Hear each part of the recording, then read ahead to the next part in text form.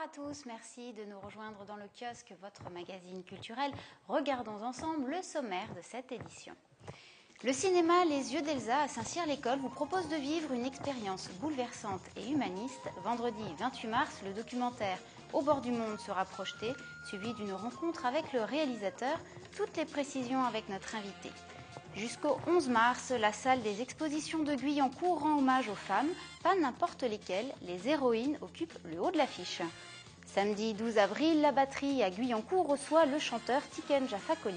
Son retour sur la scène musicale est marqué par la sortie d'un nouvel album. Nicolas Gervais l'a rencontré.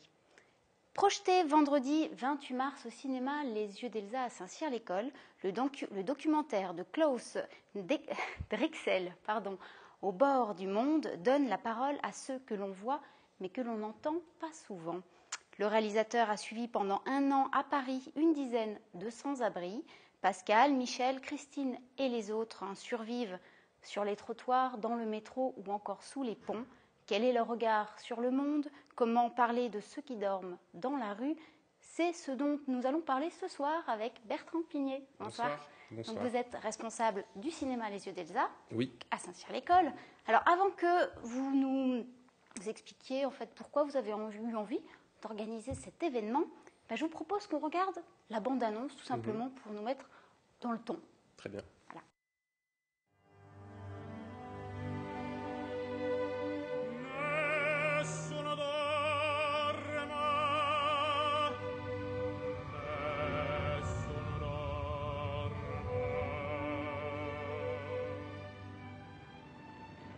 Ça m'a fait plaisir.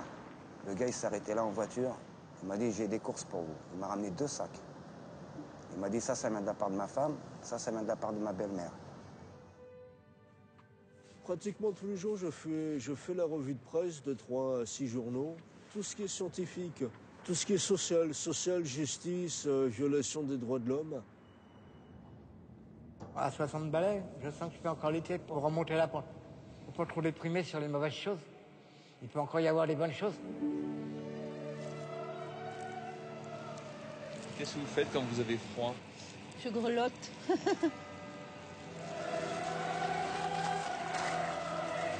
Là, après 4 ans, il y a des matins, je me lève et j'en ai vraiment marre à fond. Et à chaque fois qu'il y a le marathon de Paris qui se court, moi je cours le marathon de Paris. Si encore on pouvait vraiment se mettre quelque part, mais on dérange toujours.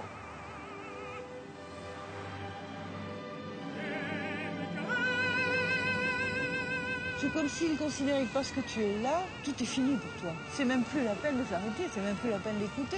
C'est-à-dire la non-réponse au problème qui nous maintient ici, c'est ça le pire.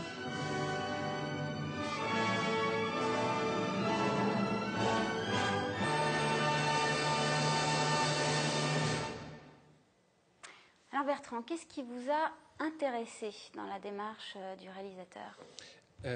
J'ai découvert le film d'abord par des affiches, en fait, par une manière de proposer une photographie d'une personne extrêmement démunie sur les Champs-Élysées. Et du coup, ce contraste, en fait, m'a frappé. C'est le contraste qui m'a fait me dire qu'il y avait quelque chose d'intéressant, en tout cas d'intriguant dans ce documentaire.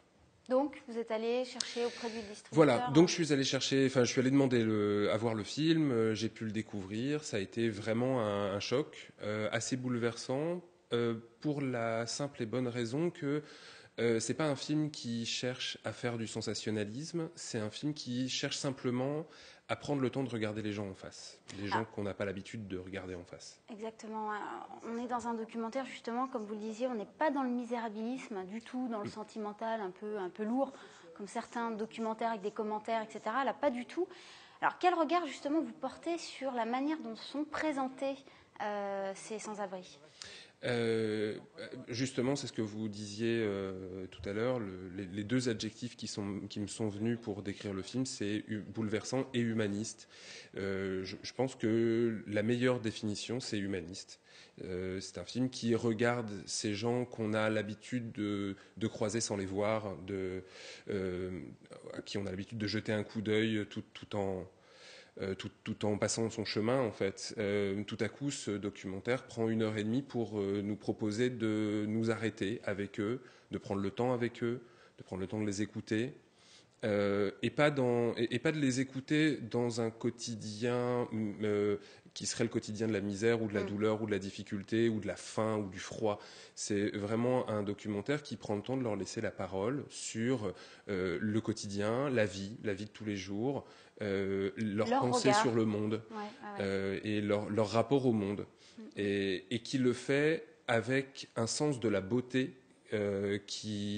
qui est jamais proposé dans ce genre de travail sur les SDF et les clochards. Oui, alors justement sur la forme, en tant que professionnel du cinéma, le choix, quels sont, enfin, selon vous, votre avis là, sur le choix du réalisateur, d'une esthétique très forte, hein. On a un contraste justement entre ces gens démunis et puis un décor, Paris de nuit, ville lumière, des lieux de richesse, une beauté, vraiment des décors. Et ce contraste comme ça, on a aussi des longs silences, jamais de gros plans intrusifs, c'est toujours des plans larges, fixes. Qu'est-ce que vous pensez de ces partis pris du réalisateur ? Ce que j'en pense, c'est que c'est du cinéma, tout simplement. C'est que c'est la grande différence avec tout ce qui peut être proposé autour de ces sujets-là. Souvent, on nous propose des plans sur l'action du SAMU social, l'action des gens qui viennent donner à manger, aider ces gens-là. Là, il ne s'agit pas du tout de ça. Il s'agit vraiment de, sans vouloir rendre beau la misère, hein, il ne s'agit pas du tout de ça dans le film. Il s'agit simplement de rendre à ces gens et à cette misère un véritable statut et les intégrer comme ça dans un Paris filmé réellement comme la plus belle ville du monde. Enfin, c'est difficile à décrire en fait, hein. On voit quelques images à l'écran. Certaines critiques disent un Paris carte postale. Peut-être, sauf que des cartes postales, on n'en voit pas beaucoup comme ça aux devantures des buralistes. Là, il y a vraiment une idée de photographie et de cinéma. Il y a le temps qui passe nous est proposé dans ces plans-là. Comme on l'a entendu dans la bande-annonce, la seule musique proposée, c'est de la musique d'opéra. Et du coup, ça apporte une grandeur, et pas une grandeur factice. Ça apporte une véritable grandeur humaniste. Ça réintègre ces gens qu'on pourrait penser être la plus grande laideur de notre monde actuel. On est toujours en train de dire qu'il faut qu'il n'y ait plus de SDF, etc. Je ne dis pas qu'il faut qu'il y en ait. Hein. Je dis simplement que tout à coup, ça remet ces gens dans le monde, dans notre monde. Voilà. Alors moi je vous propose c'est qu'on écoute Klaus Drexel, donc le réalisateur, qui n'a pas pu être sur le plateau ce soir du kiosque, mais qui nous a accordé une interview téléphonique. Il nous parle justement de ses intentions quant à ce tournage et en quoi ça l'a bouleversé. On l'écoute. Ce qui me frappe depuis des années, c'est le nombre incroyable de sans-abri qu'on voit de partout à Paris. Et c'est des gens qu'on voit donc en permanence, mais qu'on n'entend jamais. Et il me semblait vraiment important de faire un film où on leur donne la parole. Ils peuvent s'exprimer, donc c'est pour ça que dans le film il n'y a pas de commentaires et d'analyse, parce que justement c'était un film où je voulais les écouter simplement et voir ce qu'ils ont à dire sur notre monde à nous. Qu'est-ce que ces personnes qu'on n'entend jamais peuvent nous apprendre de la vie? Et c'était cette curiosité qui m'a poussé à faire le film, tout simplement. Quand on leur a dit justement qu'on voulait faire le film sur une durée d'1 an, on voulait pas faire une interview où ils devaient répondre à des questions, mais on leur a dit qu'on reviendrait les voir pendant 1 an, et que les entretiens ne seraient pas préparés à l'avance, mais que ce seraient des discussions qui vont durer 2-3 heures. Et ce qu'on voit dans le film, en fait, plus que des réponses à des questions d'interview, ce sont des extraits en fait de discussions entre amis. Je suis sorti de cette aventure dans laquelle je me suis lancé par curiosité, j'en suis sorti bouleversé et transformé, parce que j'ai rencontré une générosité et un accueil chaleureux que je ne m'attendais pas à trouver en fait chez une population aussi défavorisée. La chose essentielle, et je pense que la cruciale et fondamentale, c'est que chaque citoyen comprenne que nous avons tous notre responsabilité, et que ce qui fait le plus souffrir ces personnes, plus que de ne pas avoir de logement, ce qui est évidemment est épouvantable, mais au-delà de ça, je pense que le plus terrible, c'est de sentir qu'on n'existe plus aux yeux de nos concitoyens, et que les passants détournent le regard, ou s'ils regardent avec une absence de dignité. Ce qui me touche le plus maintenant, c'est que je reçois des coups de fil ou des messages d'associations humanitaires qui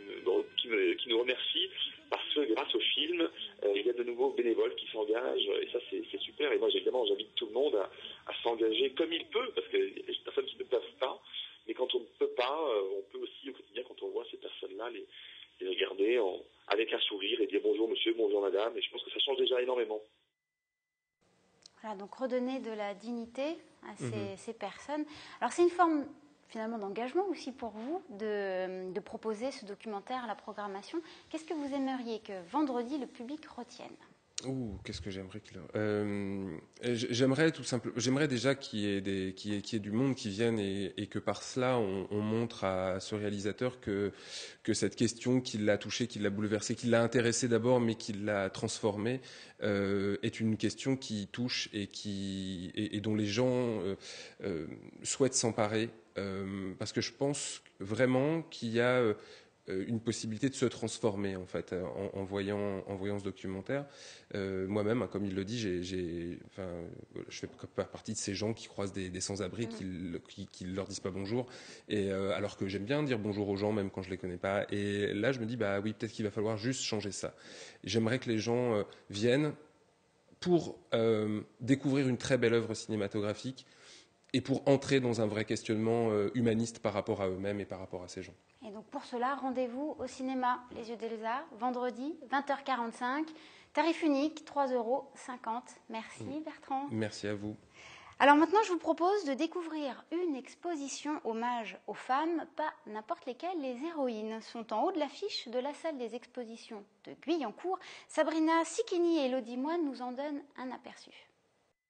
Catwoman, Ève, Sœur Emmanuelle. Des femmes, des héroïnes qui ont marqué notre imaginaire. Mais qui est réellement cette héroïne qui fascine tant ? Il y a 3 parties, on va dire, dans cette exposition. Une première partie qui est plus documentaire, historique. On montre en fait des femmes qui ont marqué l'histoire. Il y a ensuite un deuxième espace qui est l'espace principal de l'exposition, qui est consacré à l'art contemporain, avec donc des œuvres d'artistes qui ont réfléchi, travaillé donc sur la notion de représentation de la femme. Et puis la troisième partie dans laquelle on se trouve est une partie consacrée à la bande dessinée. 12 artistes français et étrangers exposent ici leurs œuvres. 12 visions de l'héroïne. Pour la photographe Sandrine Elberg, celle-ci a une double vie. Je présente ici en fait un travail qui s'appelle Paris Burlesque, qui concerne en fait des photographies de femmes qui se produisent sur scène dans des cabarets parisiens. En fait, j'ai décidé de les photographier chez elles dans un univers quotidien, dans leur costume de scène. Ce qui m'a intéressé vraiment, c'est de mélanger cet univers quotidien de leurs appartements à Paris avec justement ce costume et ce personnage qu'elles se sont créés pour la scène. À quelques mètres, une étrange pièce attire l'attention du visiteur. Très vite, celui-ci se laisse transporter par une mélodie qu'il connaît par cœur. Je présente une pièce qui s'appelle Happy Birthday Mr. President, qu'on entend derrière moi et qui est en fait chantée par cette sculpture un peu spectacle titubant qui est en hommage à Marilyn Monroe. Et c'est toute cette époque en fait de monde merveilleux, du rêve américain qui s'écroule un petit peu. C'est Marilyn dans toute sa faiblesse, sa vulnérabilité. Et c'est ces moments-là où l'héroïne peut-être bascule qui m'intéressent beaucoup. Peut-être le public sera dérouté par la vision de l'artiste. Femme de fiction, d'une autre époque ou femme du quotidien, il appartient à chacun de choisir laquelle mérite réellement le titre d'héroïne. Jusqu'au 3 avril, l'hôtel de ville de Guyancourt accueille le salon Réflexe, dédié à la photographie et à la création numérique. Un concours gratuit pour amateurs, une occasion également d'exposer ses plus belles œuvres, des images de Patrick Jacques de Dixmude. 3e année de rendez-vous pour les amateurs de photographie et de création numérique, le salon Réflexe, organisé par la ville de Guyancourt, expose ses œuvres jusqu'au 3 avril à la mezzanine de l'hôtel de ville. Réflexe, en fait, c'est la place de l'amateur dans la création et la photographie. Donc c'est un salon qui a été, comme vous l'avez dit, il y a 3 ans, de volonté de pouvoir faire participer les amateurs de Guyancourt, mais également hors Guyancourt, pouvoir exposer, d'avoir un temps d'exposition pour montrer leur création. Avant d'être exposées, les créations sont sélectionnées par un jury de professionnels. Au total, 38 œuvres ont été retenues pour participer au concours. 3 catégories sont représentées, photographie noir et blanc, couleur ou encore création numérique. À l'occasion du vernissage le 27 mars, le jury décernera 4 prix, 1 par catégorie et le coup de cœur du jury. Enfin, un dernier dédié à la sélection du public sera également remis ce jour-là. Les votes sont d'ores et déjà ouverts à tous. Samedi 12 avril, la batterie à Guyancourt reçoit le chanteur Tiken Jafakoli. Son retour sur la scène musicale est marqué par la sortie le 2 juin d'un nouvel album. Nicolas Gervais l'a rencontré. Artiste reggae francophone incontournable, il est originaire de Côte d'Ivoire et sortira en juin son nouvel album, Dernier Rappel. Il sera en concert notamment le 12 avril à la batterie à Guyancourt. Voici Tiken Jafakoli dans le kiosque. All we are saying is give peace a chance. J'ai fait une pause d'abord de 2 ans, donc que j'ai consacré à l'agriculture. Là aussi, c'était pour faire passer un message important à la jeunesse africaine. Donc j'ai dit aux jeunes, restez ici. Notre place, c'est ici. Et si nous voulons que nos enfants se retrouvent dans une Afrique différente de celle que nous on connaît aujourd'hui, dont on se plaint, il va falloir planter la graine, l'arroser, et puis peut-être nos petits-enfants ou les enfants de nos petits-enfants viendront récolter. Parce qu'en Afrique, nous avons la terre, nous avons l'eau, nous avons le soleil, dans la plupart des pays. Donc il n'y a pas de raison qu'on parle de crise alimentaire si les jeunes restaient au village. En même temps, ces 2 ans m'ont permis de réfléchir. Et là, j'ai compris que nous avons une très grande responsabilité dans le retard de l'Afrique. Nous, les Africains nous-mêmes, parce qu'on entend toujours que les gens viennent changer les choses pour nous. Et donc, voilà, le message de l'album, c'est nous avons nos responsabilités, prenons nos responsabilités.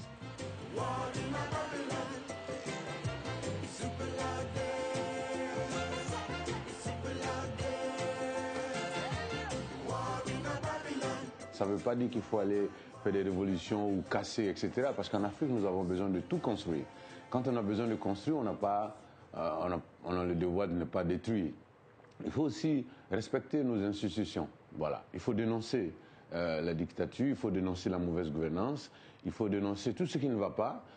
Mais à partir du moment où il y a un président qui est élu, il faut le respecter. Les présidents en Afrique, ils sont comme sur des tabourets, alors qu'il faut être sur des sièges. Il faut protéger le pouvoir. Ils ont peur qu'il y ait un coup d'État. Donc, il faut protéger le ciel et se concentrer sur le volant. Donc, ce n'est pas évident. Bien sûr, il y a les injustices contre le continent africain, qui est un paradoxe historique. L'Afrique est l'un des continents les plus riches et l'Afrique a l'une des populations les plus pauvres. C'est quand même paradoxal d'être riche et pauvre.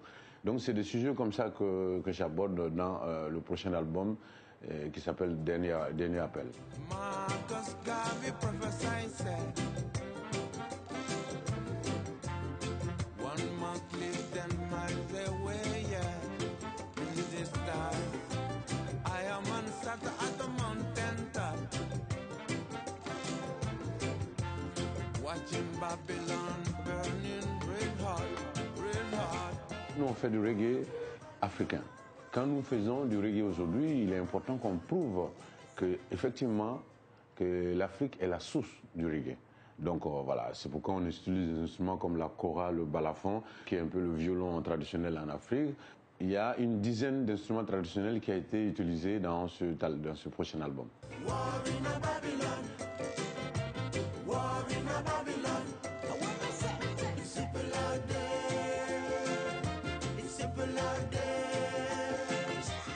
Il y a Alpha Blondy qui est sur un titre qui s'appelle Diaspora, donc un message qu'on adresse à la diaspora africaine dans le monde, pour leur rappeler que dans les années 50 ou de 50 à 70, la connexion entre la diaspora africaine dans le monde et ceux qui menaient le combat sur le continent a été déterminant dans la libération du continent africain.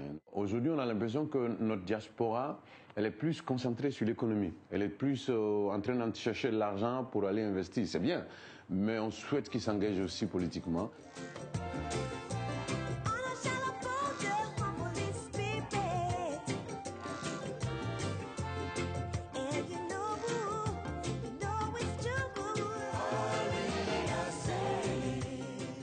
Donc Patrice qui a été invité sur le titre Too Much Confusion, voilà, qui parle de pollution.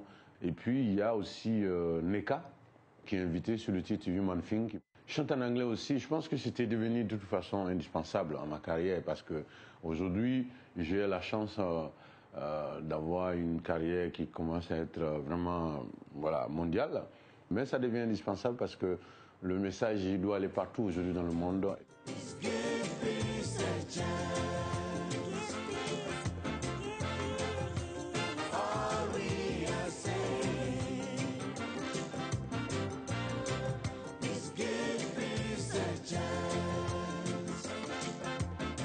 Tata, c'est un hommage à la mère de ma fille.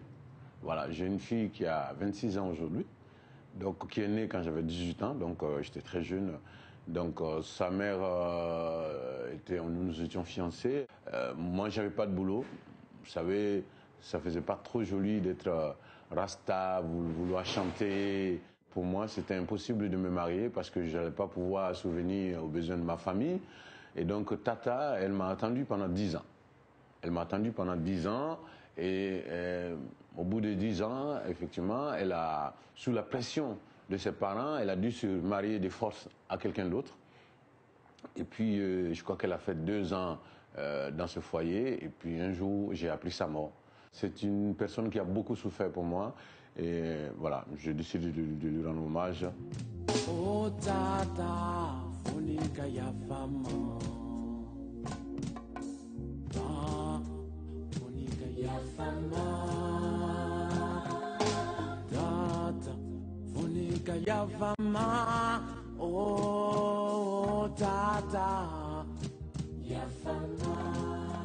La tournée va débuter en avril, donc on a décidé de revisiter les petites salles qui nous ont soutenus il y a 15-20 ans en France. Une manière pour nous de leur dire merci de nous avoir soutenus au début.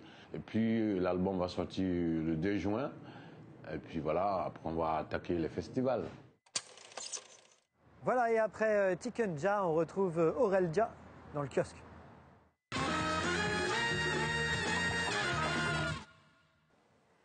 Nous sommes bien mercredi, c'est donc l'heure des sorties ciné au micro d'Élodie Moine. Une relation père-fils extrêmement forte et un film qu'il faut vraiment aller voir. Moi j'ai beaucoup aimé ce film, il est très émouvant. Dans les catégories des grands films comme Rain Man à l'époque, on ne peut qu'être sensible quand on a la préoccupation des personnes en situation de handicap. C'était formidable, j'étais avec mon fils et c'est un très bon esprit et voilà, c'était très bien. On a passé un très bon moment.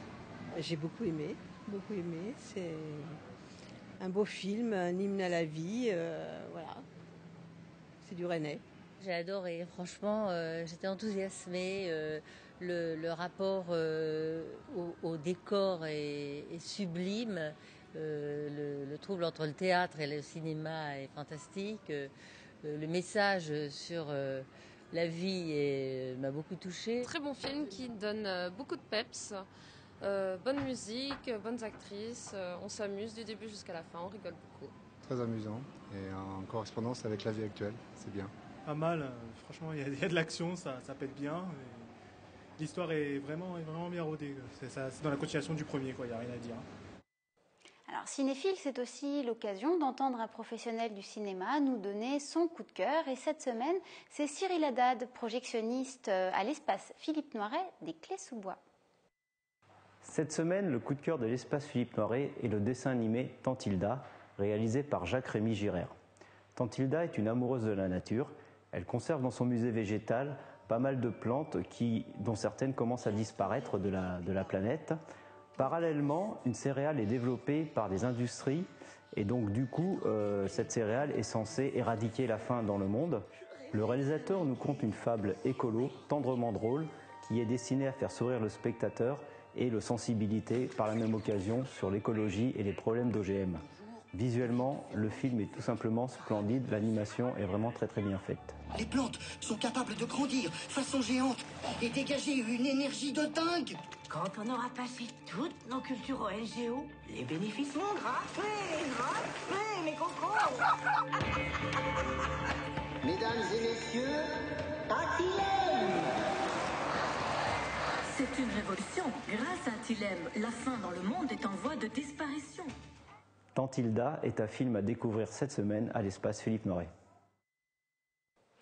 Cette émission est à présent terminée. Merci de nous avoir suivis sur TV Fil. Je vous retrouve donc la semaine prochaine en direct à 18h30. À mercredi.